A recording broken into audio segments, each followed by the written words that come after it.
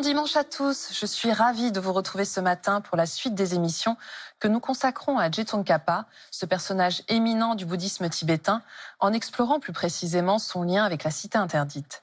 Nous avons pu voir la semaine dernière le rapport que les empereurs chinois entretenaient avec le bouddhisme. Je vous propose de découvrir aujourd'hui les traces de dévotion que l'on peut trouver de ce grand maître tibétain, philosophe, enseignant et yogi dans la cité interdite, notamment à travers des peintures exceptionnelles. Alors, que nous apprennent celles-ci au niveau stylistique et symbolique? Que nous disent-elles de la pratique de Je Tsongkhapa? Et comment peuvent-elles aussi nous permettre d'enrichir notre propre pratique? Nous retrouvons pour en parler notre invitée, Françoise Wang-Toutain. Françoise Wang-Toutain, bonjour. Bonjour. Je rappelle que vous pratiquez le bouddhisme depuis une trentaine d'années.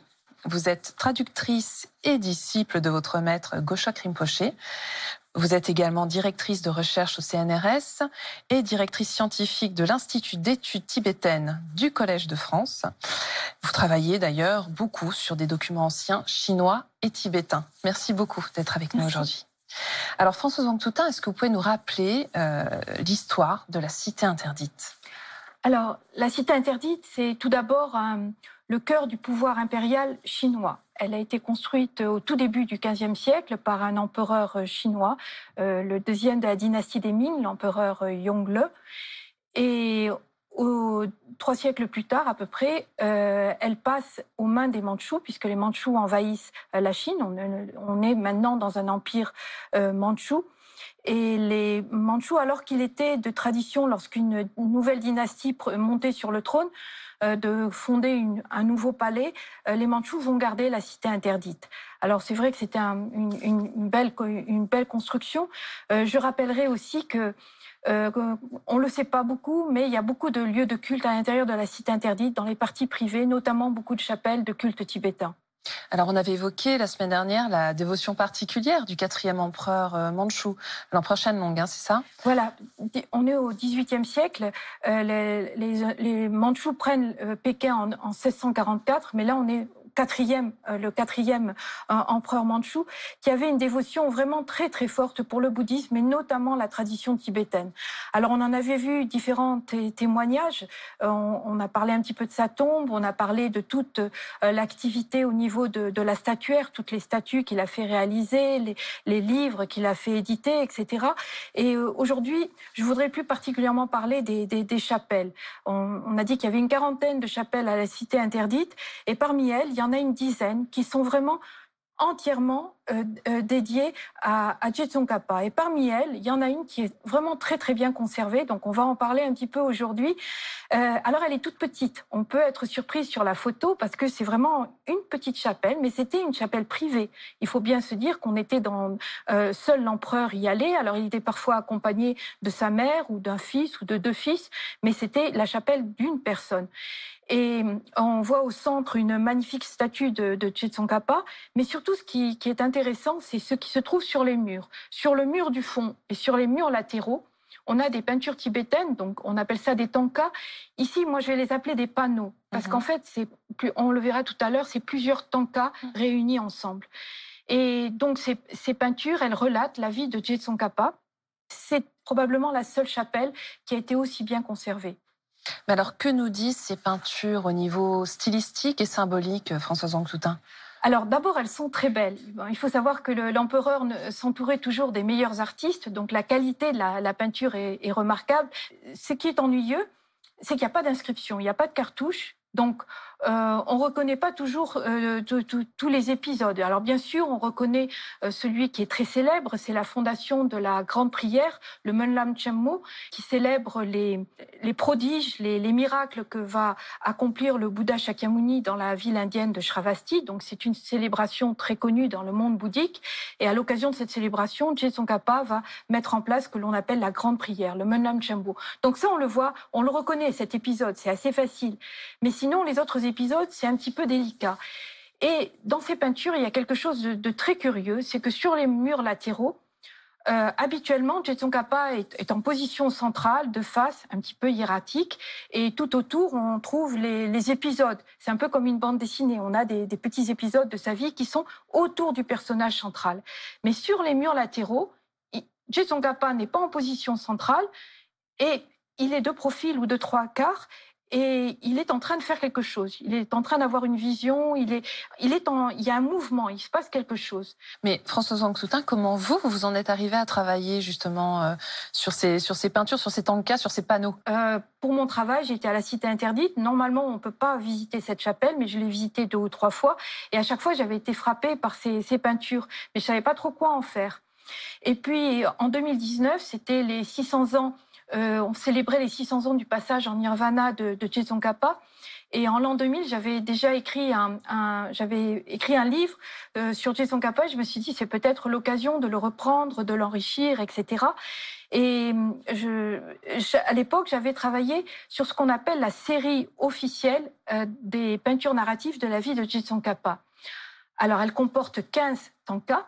Et je dis officielle parce que en 1747, au Tibet même, on a décidé de faire graver sur bois l'ensemble de ces 15 tankas.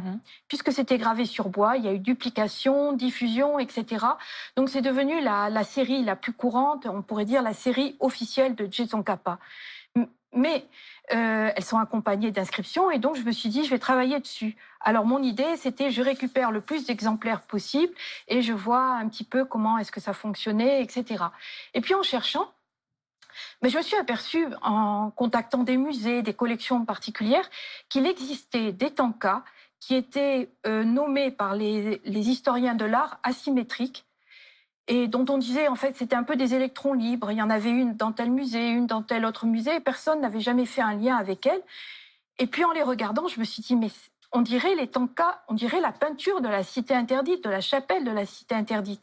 Et effectivement, quand je les ai fait coller, ça colle très très bien. C'est-à-dire qu'on a 2 tankas sur les murs latéraux, 2 tankas sur l'autre mur latéral, et chacune d'elles, vous avez Tsongkhapa de profil qui est de 3/4 et qui est en train d'avoir une vision très importante. Mais alors, est-ce que vous auriez trouvé là une clé? Ben, c'est ce que j'ai pensé, en fait, parce que en fait, les deux vont ensemble, elles sont complémentaires. Grâce à ces 3 panneaux de la Cité Interdite, j'ai pu reconstruire une série de 7 tankas, qui est assez intéressant parce que les 3 premières, Tsongkhapa est de face, et les 4 dernières, il est de profil. Ça correspond au niveau de la pratique à quelque chose de très, je pense, de très pensé. C'est-à-dire, les 3 premières, il est dans la formation des paramitas, quelque chose d'exotérique, et les 4 dernières, il est dans une formation ésotérique de quelque chose de spirituel, de beaucoup plus mystique. Mais alors justement, dans le détail, qu'est-ce que ça nous dit au niveau spirituel, ce tanka? Ce qui est intéressant, c'est qu'il y a un texte dans cette série de 7 tankas que j'ai réussi à reconstituer, il y a des inscriptions. Et ce qui est intéressant, c'est que ces inscriptions, elles sont basées non pas sur la biographie habituelle, mais sur la biographie secrète. Et la biographie secrète de Tsongkhapa, c'est un texte magnifique. D'ailleurs, c'est une prière qui est souvent récitée, par exemple, au moment de la grande prière, et qui raconte chacune des grandes visions de Tsongkhapa. Enfin, on a une approche de ce maître éminent qui est différente de celle qu'on a habituellement. On pense souvent à lui comme un grand érudit, comme quelqu'un qui a remis en place les règles de Vinaya. Mais on oublie qu'en fait, c'est un ensemble. On peut pas. Il a aussi énormément approfondi les tantras. Ses commentaires sur les tantras sont encore des ouvrages de référence. C'est un maître éminent parce qu'il a su combiner tous ces aspects. Et avec ces tankas, on le voit. Mais justement, donnez-nous un exemple. Alors, il y a de très belles visions, mais j'en ai choisi une que j'aime beaucoup. C'est la vision de l'épée de Manjushri. Alors, devant Tsongkhapa, on voit Manjushri qui apparaît dans un aura avec des arcs-en-ciel. Et l'épée de sagesse, puisque c'est l'attribut du bodhisattva de la sagesse, elle se place au niveau du cœur de Manjushri. Elle s'allonge jusqu'à ce que la pointe touche le cœur de Manjushri. Et à ce moment-là, il y a du nectar qui coule, qui va dans le cœur de Tsongkhapa, et ce nectar, il va repartir sur la peinture, on voit des petits filets d'or, il va revenir vers les disciples qui sont au pied de Tsongkhapa et qui ont la bouche ouverte et qui attendent que le nectar pénètre en eux. Et cette image, la première fois que je l'ai vue, j'étais très émue, je le suis encore. Et je trouve qu'elle est très belle. Alors bien sûr, on la voit dans la série officielle, mais c'est un épisode parmi d'autres. Ce qui se passe avec cette série de 7 tankas qui est un petit peu oubliée, ou ces 3 panneaux de la cité interdite, c'est que tout d'un coup, ces visions qui ont été très importantes dans l'enseignement de Je Tsongkhapa, dans sa pratique des tantras, etc., elles apparaissent avec force. C'est l'image principale de la peinture. Et en vous entendant, en vous écoutant, on a le sentiment qu'elle nous aide aussi beaucoup à enrichir notre propre pratique. Mais il me semble que, par exemple, cette vision, si on la regarde bien, on voit bien que Je Tsongkhapa et Manjushri, c'est le même cœur. Le cœur est lié, c'est-à-dire leur esprit est lié. Et en fait, c'est par la sagesse, c'est la sagesse. Ils ont le même esprit qui est la même sagesse. Et ça, déjà, je pense que c'est un point important pour quelqu'un qui considère Je Tsongkhapa. Et la deuxième chose que je vois, moi, quand je regarde cette vision, c'est que les pratiquants, les disciples qui sont en bas, comment est-ce qu'ils obtiennent la bénédiction de Manjushri? C'est par l'intermédiaire du maître, c'est par l'intermédiaire de Je Tsongkhapa. Et en fait, on le sait, c'est un des fondements de la pratique bouddhique. Il y a cette dévotion au maître, ce qu'on appelle le guru yoga. Et c'est vrai que sans le maître, on ne pourrait pas comprendre les enseignements, peut-être même on les connaîtrait pas. Et c'est vrai que c'est grâce à lui qu'on a cette bénédiction qui nous vient directement des Bouddhas, des déités tutélaires. Et particulièrement cette peinture, je trouve elle montre bien cela si on la regarde. Et vous auriez un autre exemple pour conclure? Eh bien, j'avais aussi choisi celui où il a une vision qui est liée au Madhyamika, donc la vue médiane, qui est un enseignement particulièrement ardu à comprendre. Et il va, pas simplement cette fois-ci, mais il l'aura plusieurs fois, mais là, il a la vision de Nagarjuna entouré de ses fils spirituels. Et l'un d'eux, Buddha Palita, sort du groupe et il porte ce qu'on appelle un poti, c'est-à-dire un livre au format traditionnel, et il appose le livre dans la vision sur la tête de Je Tsongkhapa. Et ce livre est très, très, très particulier puisque c'est un commentaire très célèbre de Buddha Palita qui permet d'ouvrir, d'approfondir la compréhension du Madhyamika. Et une fois que la vision est terminée, effectivement, Je Tsongkhapa se remet dans la lecture de ce commentaire. Et bien entendu, il a une compréhension qui va aller beaucoup plus loin que ce qu'il n'avait jamais eu auparavant. Et on voit bien il y a non seulement cette érudition qu'il a amassée auparavant il avait une capacité de mémorisation, il a une érudition extrêmement grande, mais elle va de pair avec une méditation et des expériences spirituelles très très fortes. On peut pas, en tibétain, on parle de Ke Drup. Ke, c'est celui qui est érudit, et Drup, c'est le pratiquant, celui qui a des réalisations. Et Je Tsongkhapa, on le voit, c'est vraiment ça, c'est l'érudition et en même temps la pratique qui arrive jusqu'à la réalisation. Merci beaucoup Françoise Anctoutin. Je vous remercie. Si vous souhaitez en savoir plus, voici quelques pistes de lecture.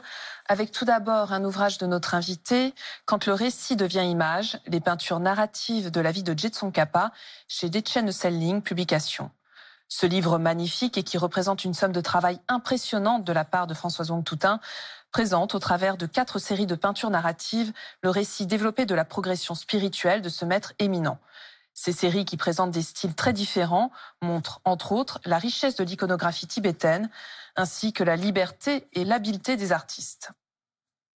La peinture bouddhiste tibétaine, découvrir, comprendre et conserver les tankas, de Marion Boyer, chez Erol. Et enfin, La Chine ancienne, un guide des arts, d'Alexandra Wetzel, chez Azan Éditions.